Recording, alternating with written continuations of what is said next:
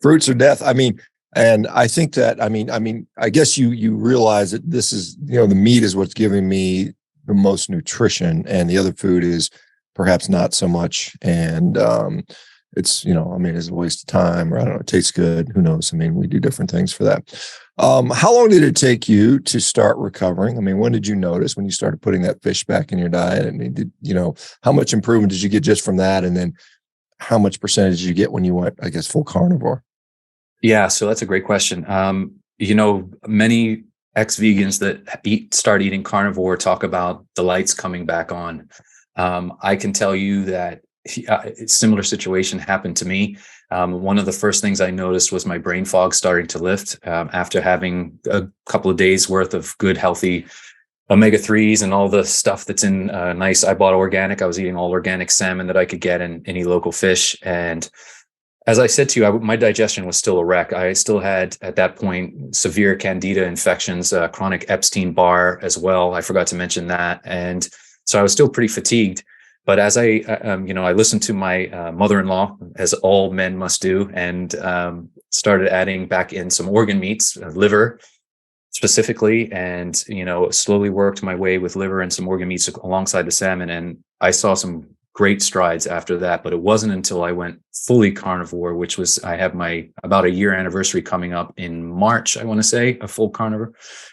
And when I went full carnivore is when I've noticed the most benefits. Definitely. Yeah, because a lot of people will say, why don't you just go on a normal person diet, just eat a balanced diet, eat some meat, eat some vegetables, eat some fruit, and why not do that? And I guess at that transition period when you were first adding fish in, you weren't eating fish plus Oreo cookies. You were probably eating fish plus the whole foods your wife was cooking. Is that fair to say? Yes, sir. That's correct. Yeah. And that wasn't quite enough to fix all the problems for you, clearly. No, it was not. I mean, I was still suffering from a lot of body pain. As I mentioned to you, my brain fog was starting to lift, which was one of the. I have to tell the listeners that I went through a lot. It was a lot physically and emotionally and mentally.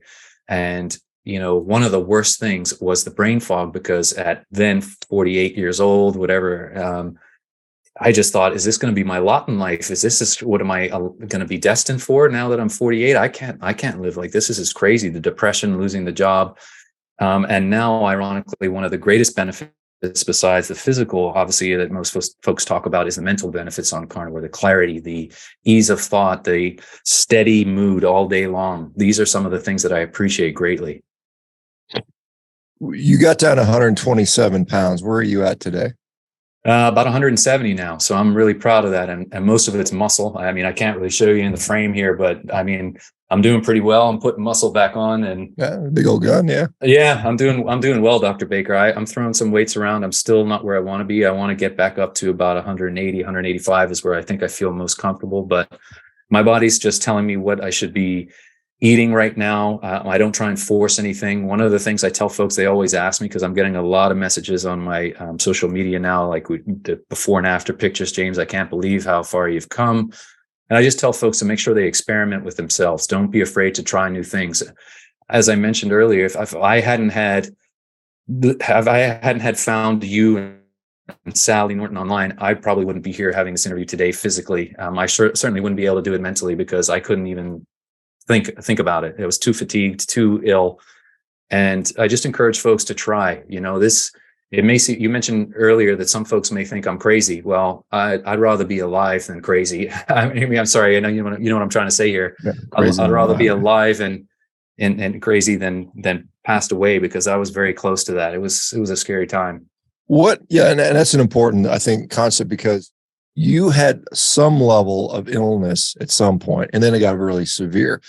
If you would have just maintained sort of suboptimal health and kind of moderate illness, do you think you would have kept going with veganism, or did it take that severe, I'm almost dead, to wake you up? Great question, sir. Let me just think about this for a second, because as I mentioned to you, one of the worst things I did that caused me to be my sickest was I doubled down on the vegan diet. And the reason that I doubled down on it was because I had read, and everything, when you do Dr. Google and you don't have a doctor to refer to when you don't have insurance and you're at home and it's a pandemic and everyone's on lockdown. You start Dr. Googling, and of course, the virtues of the vegan diet are extolled everywhere online. And you're told you can just Google it now that the meat is terrible. And just today, I was laughing at someone online who was saying, that meat sits in your colon and causes parasites and all that. And I just shook my head and think, oh, if you only knew. But I doubled down because I thought this was the way to go, and it got me to my worst. So I hope that kind of answers it. I really may have if I hadn't gotten that severely ill, and that's the scary part for me. And when you say double down, what does that mean? I mean, was that like you were part-time vegan before? I mean, because a lot of vegans say if you eat an egg, you're a murderer and you're not actually vegan. And I mean, what does doubling down mean to you in that regard? So not only was I eating and supplementing and with all vegan plant-based products, I thought that in order to heal myself, I had to then find plants medicinally on top of what I was eating normally during the day. So I found this doctor online who, as I mentioned to you, prescribed these smoothies in addition to your normal intake of all these highly toxic plant foods we know now that are full of oxalates and lectins and phytates, to mix them up in a smoothie, which is crazily bioavailable and worse off for you if you do it. And I was downing those medicinally 3 times a day thinking, yeah, this is going to cleanse me. This is going to detox me. And I'll tell you, sure as I'm sitting here, it detoxed me all right. It was awful. And the weight just kept dropping off and dropping off and dropping off. And I looked so emaciated. It was terrible. So I basically say that to say, and there's a phrase I often like to use is, if you're sitting on a nail, don't keep hammering it down, get up off the nail. And I was continuing to sit on that nail. Yeah. And how long were you vegan? You were there like fully vegan for how many years? So 6 years it was the 6th year that I got sick, and it was very strict, not a taste, not a sip, not a nothing of anything it was bad. And how much, how frequently were you eating? Were you eating all the time? I mean, a lot of people on a vegan diet seem like they're constantly having to eat. I mean, was that the situation for you? Yes, sir. It was unbelievable now coming back to the carnivore way of eating and how satiating this is compared to what I was dealing with before. I was constantly hungry. And the irony was that I was constantly hungry and I kept stuffing stuff down my gullet, and it wasn't coming out the other end without being graphic. I was constipated, but I was still hungry. And then my belly got bigger and bigger and bigger. And it was so painful to even walk around. It was awful. And now with this way of eating, my stools have never been better.